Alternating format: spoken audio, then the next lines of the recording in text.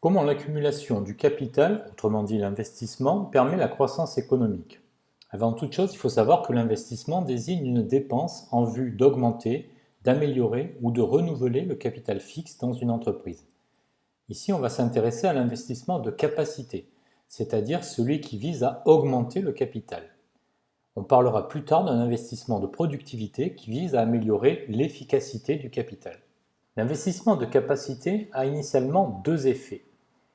D'une part, lorsqu'une entreprise investit, elle achète du capital fixe à une autre entreprise.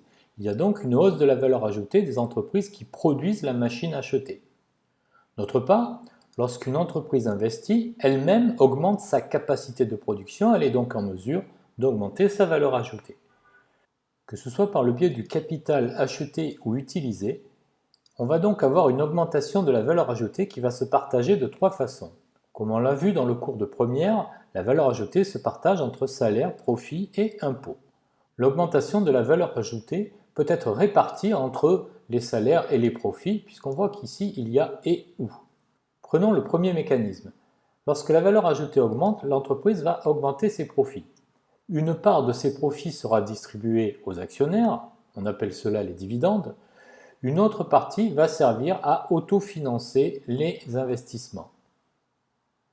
Deuxièmement, l'augmentation de la valeur ajoutée permet de distribuer plus de salaires, ce qui va être favorable à la consommation finale des ménages, qui elle-même augmente les débouchés des entreprises et donc favorise la croissance.